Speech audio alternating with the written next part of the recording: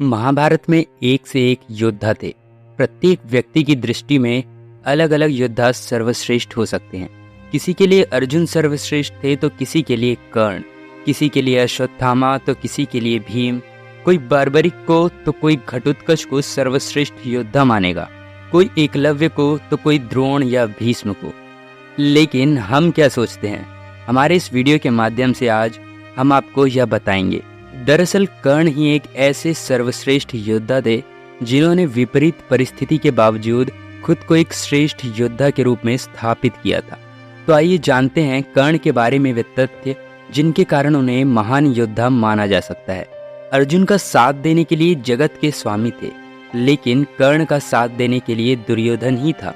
अर्जुन पूर्णतः श्री कृष्ण पर आश्रित थे, जबकि इधर दुर्योधन खुद कर्ण पर आश्रित था। कर्ण को द्रोण ने वह संपूर्ण शिक्षा नहीं दी जो उन्होंने पांडवों या कौरवों को दी थी। फिर भी कर्ण ने परशुराम से बची हुई शिक्षा छल से हासिल कर ली थी। यदि कर्ण अर्जुन के बराबर योग्य नहीं होता तो परशुराम कर्ण को शिक्षा देने के लिए तैयार नहीं होते। कर्ण एक सच्चा मित्र होने के साथ साथ दानवीर भी था। स्वयं भगवान श्री कृष्ण इस बात की पुष्टि करते हैं कि कर्ण से बड़ा दानी कोई और नहीं था। श्री कृष्ण की योजना के तहत कर्ण के कवच और कुंडल को छल पूर्वक अर्जुन के पिता इंद्र द्वारा हत्या लेने के बावजूद कर्ण ने युद्ध को एक योद्धा की तरह लड़ा। कर्ण ने जरासंध को अकेले हराया था। वहीं भीष्म ने श्री कृष्ण की मदद से जरासंध को छल के द्वारा मारा था। कर्ण के पास भगवान परशुराम द्वारा दिया गया शिव का विजय धनुष था। यह धनुष जिस भी योद्धा के हाथ में होता था उस योद्धा के चारों तरफ एक ऐसा अभेद्य घेरा बना देता था जिसे भगवान शिव का पाशुपतास्त्र भी भेद नहीं सकता था। कर्ण को महाभारत में तब तक नहीं मारा जा सकता था जब तक कि उसके हाथ में वह धनुष था। कर्ण ने कुंती को वचन दिया था कि वे उनके 4 पुत्रों की जान नहीं लेंगे, लेकिन वह सिर्फ अर्जुन से ही युद्ध करेगा। युद्ध के दौरान ऐसे कई मौके भी आए जब कर्ण का सामना भीम, युधिष्ठिर, नकुल और सहदेव के साथ हुआ। वो चाहता तो उन सभी को मार सकता था, किंतु उसने ऐसा नहीं किया, क्योंकि एक योद्धा का वचन ही उसके लिए सर्वश्रेष्ठ होता है।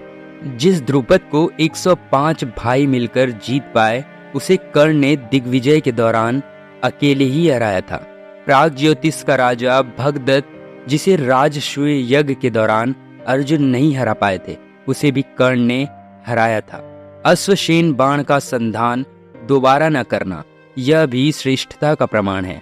अश्वसेन एक नाग था जो कर्ण के धनुष पर चढ़ गया था और उसने कहा था कि तुम मेरा संधान करो तो मैं वहां पहुंचकर अर्जुन को डसकर अपना बदला पूरा करूंगा, क्योंकि अर्जुन ने खांडव वन दाह के समय मेरी माता को मारा था। लेकिन कर्ण ने अश्वसेन को इनकार कर दिया था।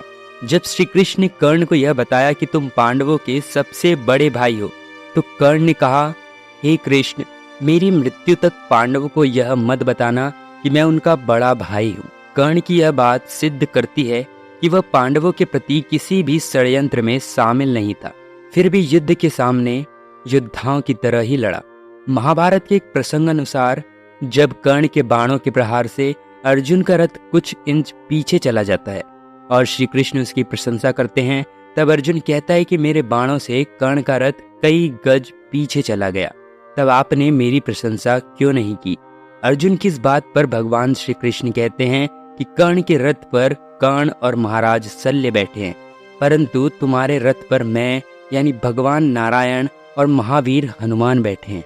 तब भी कर्ण ने तुम्हारा रथ पीछे धकेल दिया। सोचो यदि महावीर हनुमान नहीं होते तो क्या होता? तो बस यहीं तक था आज का वीडियो। मिलते हैं एक और नए वीडियो के साथ, तब तक के लिए बी सेफ। जय हिंद, धन्यवाद।